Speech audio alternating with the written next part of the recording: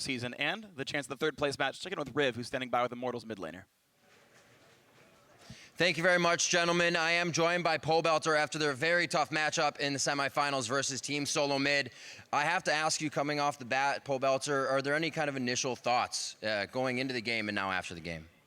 Well, I think that TSM improved a lot and they played a lot better than I had expected them to. So, you know, props to them on that. They came in like way stronger than I think anyone was expecting, actually. Besides that,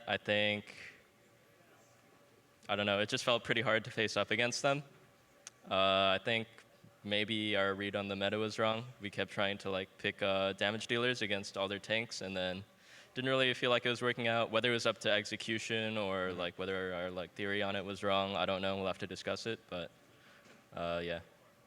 Well, it still looked quite strong, even when you had leads in that game. So was there anything you can kind of pinpoint that stopped you guys from getting your foot through the door? Or was TSM just kind of, they had your number?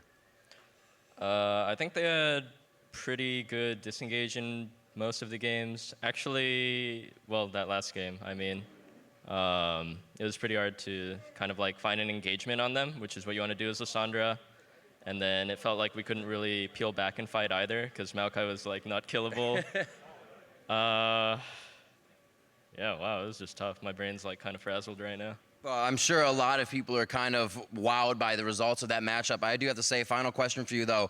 You guys had one of the most dominant splits we've seen in a spring split in the NA LCS. Are you guys going to return next year and do even better than that, or is this an easy experience to learn from? Yeah, I mean, sure, I can hope that we'll do better than what we showed this year. You know, sure, we had the 17-1 regular season, but it doesn't matter if you fall out in the semifinals. Probably everyone's really crushed right now after having such a dominant regular season, and now we don't even make it to the finals. But yeah, we'll probably have to do some reflection, pinpoint the mistakes we made. All right, Pobelter, thank you very much for the interview. I'm sure the fans are very much pleased to still see you guys head over to Vegas and play for that third, fourth match. Now we are going to toss it over to the analyst desk to break down the rest of the day. Don't feed. Thank you very much, Rivington. I'm here with 3 of the victorious members of Team Solo Mid, Svenskar and Doublelift, and Bjergsen. First off, congratulations, guys, on a commanding 3-0 victory over Immortals. And that's where I have to start, is that would have to say the larger population did not expect a 3-0 victory. If TSM was going to win, that it wasn't going to happen in 3 games. So Bjergsen, I mean, we saw a dominating performance over C9 in the last 3 games of that series. How confident were you guys coming into this Immortals series that you could 3-0 them? We built up a lot of confidence going into C9, and I would say that me personally, I was a little bit less confident, but I was still pretty confident in my team's ability to beat them.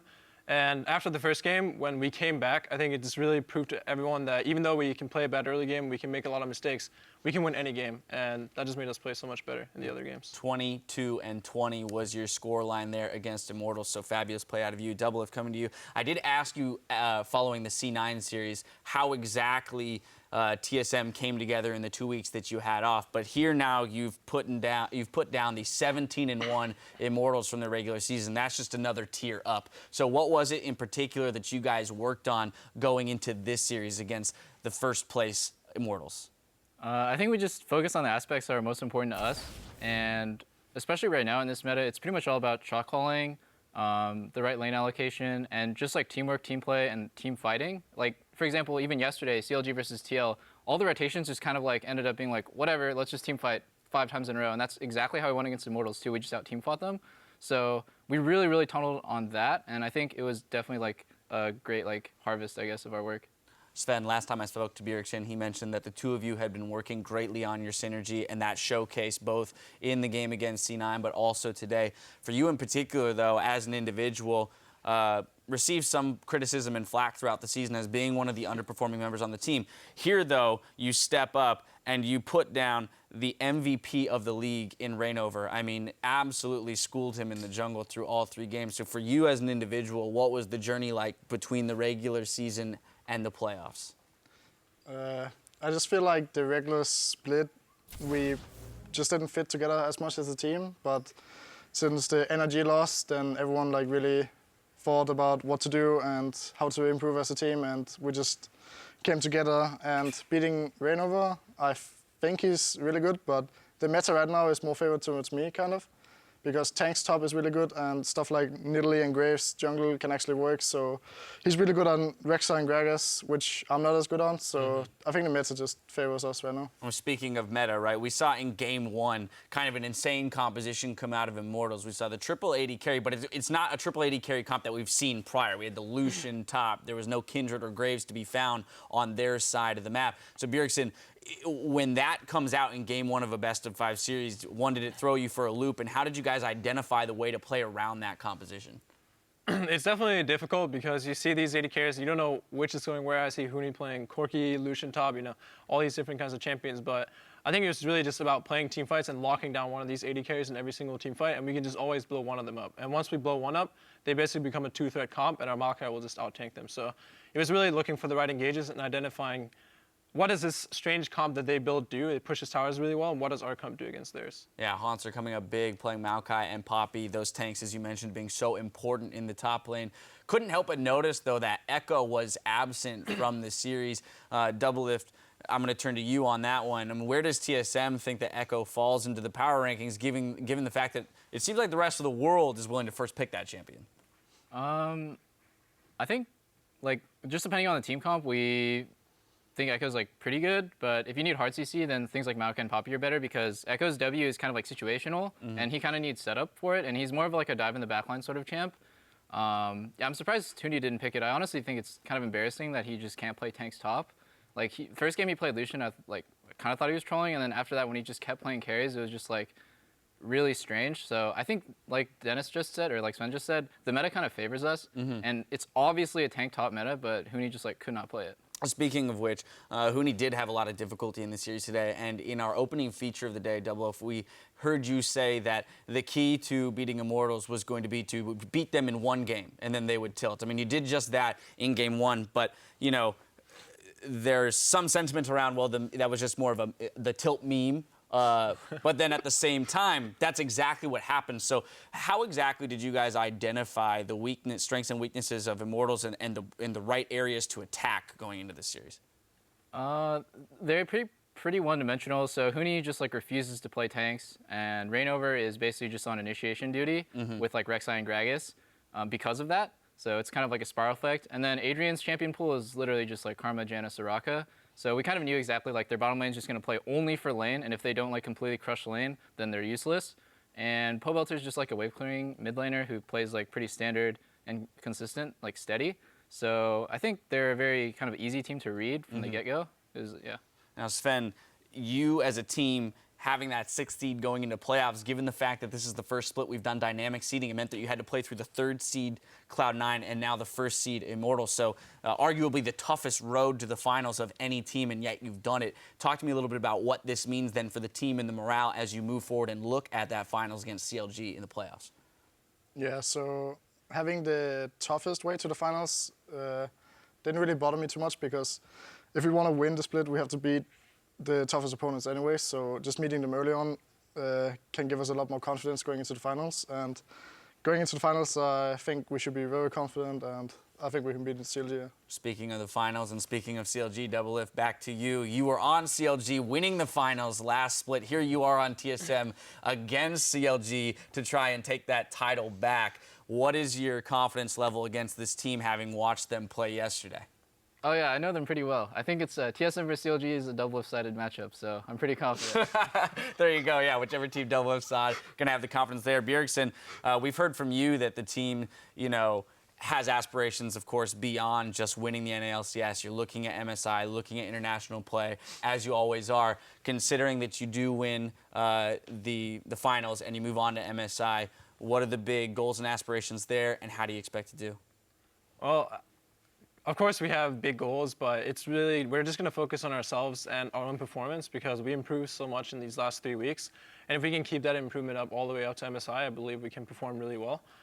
We definitely still have a lot of things to work on leading up to playing against the best teams in the world. But with how our practice is going, I feel confident going into the final, and I think we can also do well internationally. Well, a 6-1 record so far in the playoffs here in the spring split speaks to the improvements that you guys have made between the regular season and the playoffs. Congratulations once again on the victory today.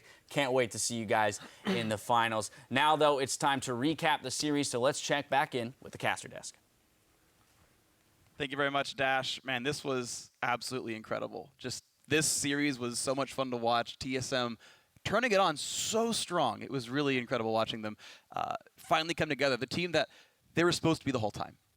Yeah, definitely. And I do think there's a lot to what Double has said about Huni's champion pool. Like, this is very clearly a tank meta, and the question would be, why not just play the tank carries like the Echo? There's so many questions coming into what their champion select choices were. To be fair, though, I don't think it's fair to say that he can't play them because he's already shown that he can play Echo, right? He just has to play Echo and build differently. So to me, if there's a question, it's more just like, is this just like an ego thing? Is it like a stubbornness thing? It's like, hey, like that's what they're playing. I'm going to play it my way and win. That's what Pabalter said in the interview with Rivington. Is he said, look, we came in with our ideas, what we thought was good, right? We thought that Graves top was good, that Lucian top was good, and game one, like if every game went like the first 20 minutes of game one, you'd be like, you're right, absolutely. A bunch of first one-item spiking marksmen, push a turret down, 7,000 gold lead, 22-minute Baron, win the game. That entire series could have looked like that 3 games in a row. And Pabalter was like, I don't know if it's execution or if we were just wrong. Maybe they are just wrong. Maybe it was actually the wrong champ select, but they nearly just dominated every single game. We see it, exactly. We see it in the 3-0, but like you said, 2 games, there was a pretty big early game to mid-game lead for Immortals, and TSM just out-teamfought them. But that is something that happens when you bring teamfight comps with big giant tanks. Absolutely true. And the fragility, that's a really big deal, right? If you instant lose to a Maokai TP flank, you can't go past 25 minutes, or you lose to a Maokai TP flank. Yeah, I mean, it gets really rough, and it can be hard to remember just how close to victory they were. I mean, in the first game, they were actually ridiculously close, and I think that it was kind of that death brush that TSM set up in the bot lane, where they got 3 kills when Immortals had like a 7,000 gold lead and Baron on 5 members. And had that not happened, and had Immortals been able to knock down a couple more turrets, take an inhibitor or 2 on that push, that could have sealed the game, right? And this could look very, very different. If you do win with that triple AD carry setup in game 1, do you maybe just play that again, and hey, maybe it works again, So there can be very, very fine lines in these series, which are completely series defining. And I think that death brush that Yellowstar and then set up was one of them. Yeah, we knew that the NA playoffs, this split, were going to be really, really competitive. Predicting the semifinals, almost impossible. You predicted the 5-game COG game. Oh, no, too bad. But now, did you predict a TSM COG final? Was that in the script? Maybe. No, I will neither confirm nor deny that, as I was not on the analyst desk and it was not recorded, Jack. I didn't predict either. Yeah, exactly. TSM, easy.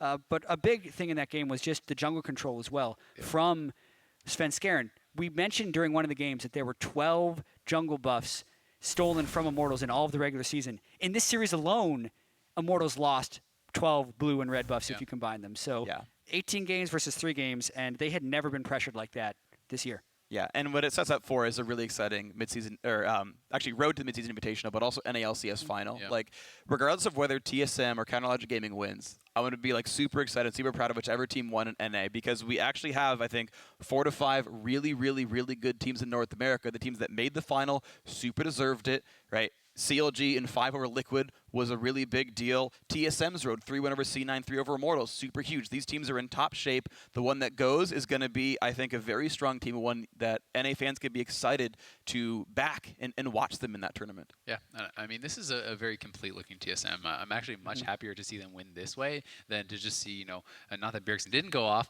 but to then just see Bjergsen solo carry or double a solo carry. That's something that we've seen before, and we'll see again. But to see, the whole team really stepping up, Svenskeren, Haunter, Yellowstar, the 3 kind of question marks from the regular season all played as well or above their teammates all across the series. And I think Svenskeren especially, when we talked about league MVPs, right? Everyone's just like, rain over, right? This guy's godlike. He's just always in the right place. You can't beat him. And Svenskeren never once shied away from him. In every single game, he's aggressively invading. He's bringing the fight to him. He's mechanically outplaying him, flashing over the body slam as Nidalee. He was doing everything right, and I was so impressed with Svenskeren in the series. Reignover's regular season MVP absolutely deserved, but he just couldn't carry that performance through, and Svenskeren outplayed him this series. So massive plays by TSM and a well-deserved 3-0 semifinal victory, and now we're going to head back to Dash and the analyst to close out the weekend.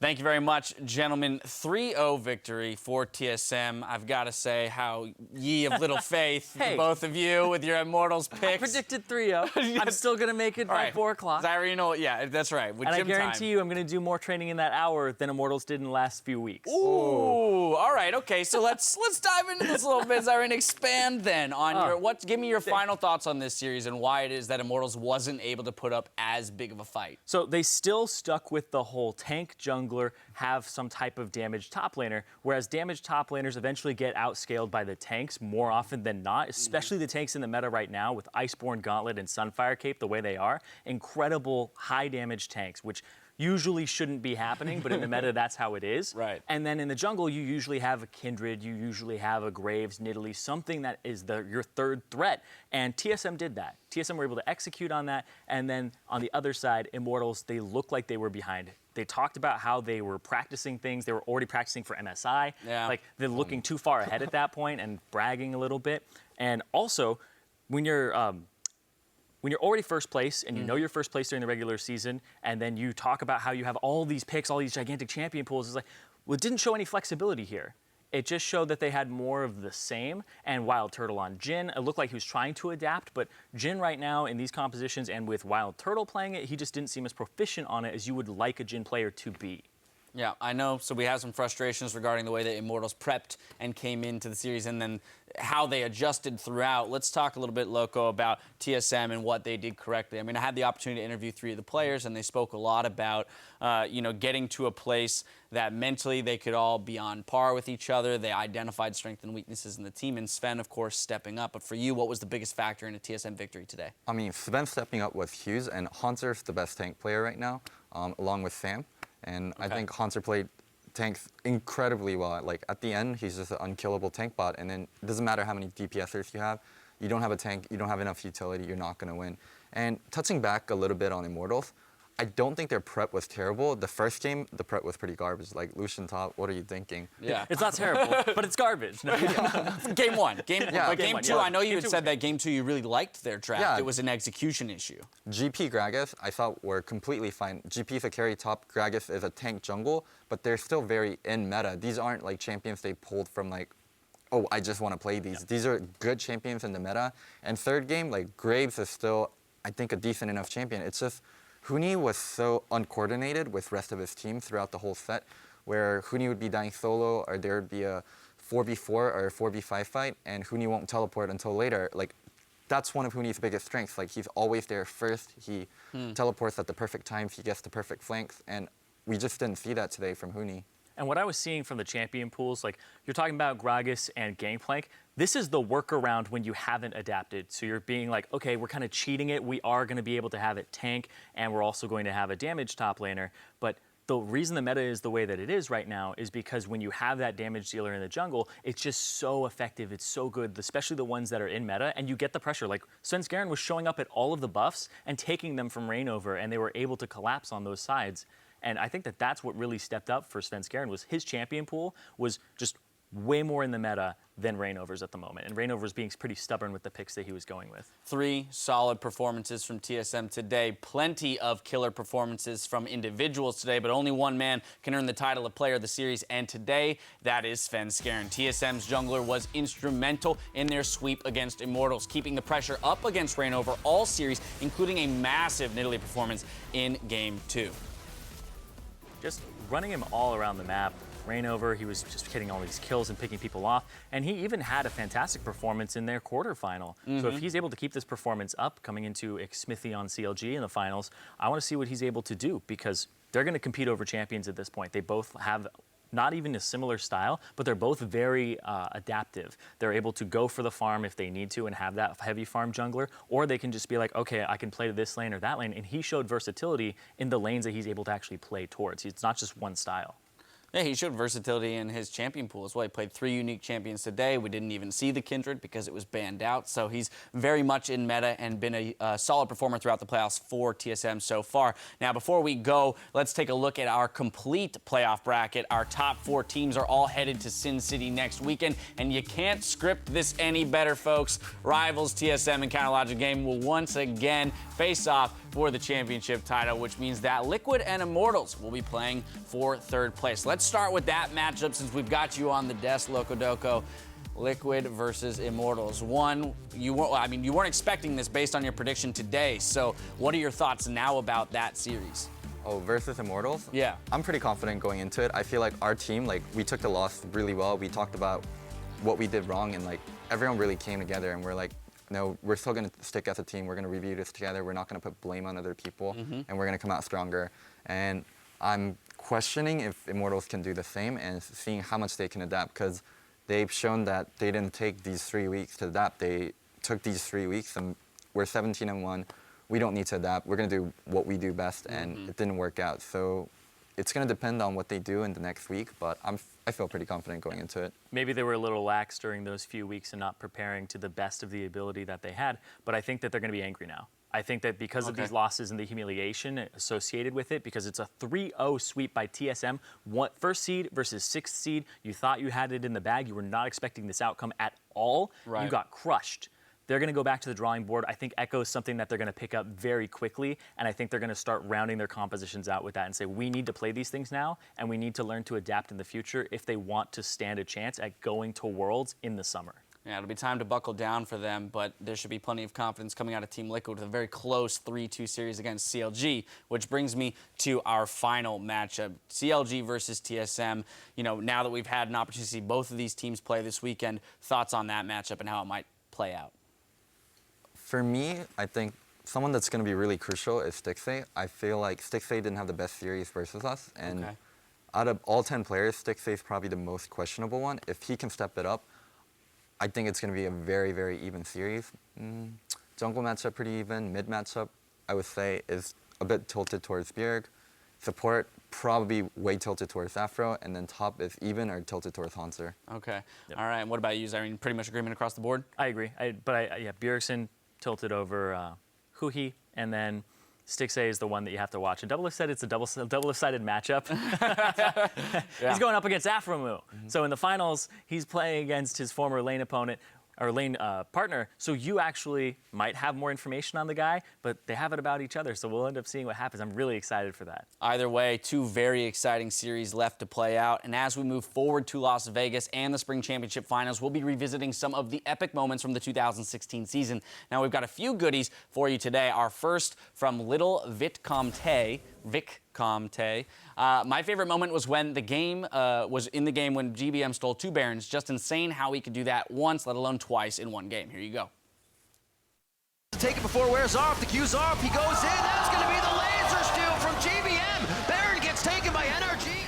Oh, who does he stop? Can he save it? There's people everywhere around him. Are you kidding me? So I talked to GBM about this moment, and he was like, I'm really confident we can steal this Baron. He's like, okay, we're going to go in at 1.5K, and then you're just going to burst. Trust me to steal it. Go, go, go, go. And then they got it. I mean, that's insane that you have that being a non-smite champion. Granted, Victor has a ton of bursts, but making that your game plan, right? I mean, I think it was week 7 or so when Kobe and I were looking at the Team Liquid Energy game, and we're like, the one way that Energy wins this is if they can get a couple Baron steals. And Moon got it. So it's not a reliable strategy. No. But it's a strategy. If it works, it works, my friend. A W's a W, right? Anyway, our next moment comes from Prat Vikita, whose favorite moment was the Immortals' perfect game versus Team Impulse in the first week. And this was a game that ended up setting a record for fastest in NA LCS history. And Immortals were able to just come out of the gate. This was really early on in the split as well. And look back right now, and yeah, that was week 1. That was the second game that they had played, and the hype around this team was very real, and they kept it up until the very end of the season, and now they find themselves without that same type of performance. But this was a crushing game. It was so good to watch these players, especially when it was Wild Turtle coming back in after being benched, and you also had Poe Belter, who wasn't going to be a starter for CLG, come in and just have an absolutely outstanding performance on this squad, and kind of get their fan bases back in order and be like, yes, we are still really good players, and we're here to deliver. Yeah, that game set the tone for how Immortals would play for the remainder of the season, and for the most part, fell in line with what we were talking about, their strengths, which they tried to stick to here in the playoffs. Each split, though, has its unbelievable moments, and Laser Brownie remembered one from week 6. Quadruple execute in Dignitas versus Renegades. Here we go. Just noticing they have the double TP. They open lanes up this far. They can make those plays if it comes to it. Exactly. They have the double TP. They can open up the lane. Really? Oh my word. Take it to Kiwi! Quick, take the turret so you get the gold back, right? Did they shut down the turret? Oh my god. Oh my god. Run! Woo! He's angry! Wait a minute! Oh my god! No, there's another! Wait, oh my god! Why would you turn back? Why would you turn back to hit the arrow? Loco, talk to me here. I personally didn't watch the clip over and over again. I just heard about it, and now watching it like in detail, like Crumbs could have just ran straight. He had like the Rift Photo buff, and then he made a 90-degree turn for some reason, like trying to dodge Rift. I did not understand. The eye opens up too, like halfway through it. So if Hakuo just stood there, maybe he would have been able to hit the eye and maybe execute it after there. But man. So it's so tough to watch, you know, but at the end of the day, I'm glad that it happened in the same game because it's almost inconsequential since both teams did something. But there's a fun stat. Okay. Renegades actually ended up taking the most Rift Heralds out of any team in the NALCS, averaging 1.11 per game. So but they got their revenge. There was the one that got away, though, Zyrene. There was the one that got away. They went back and kicked that one's ass later. They were like, we remember We're coming back, my friend. All righty. Well, thank you so much for sending in your responses. We've got more moments headed your way, so stay tuned as we approach the finals next wait, Dash. You forgot a tweet from Mac Myers, who pointed out that Dash's hair was incredible all throughout 2016. Aww. Look at that. This was that one look you had. Check yourself out. But that's, I have sheen. Look at that sheen. Just, I wish I had Riv here because the the hands, the fingers going through the hair, the point at the self. Right. Dash on point. It's not just me, though. I can't take all the credit for that. I got to thank my stylist and my hairstylist and the stylist here. And your mom and dad? NALCS and my parents, right? What the hell?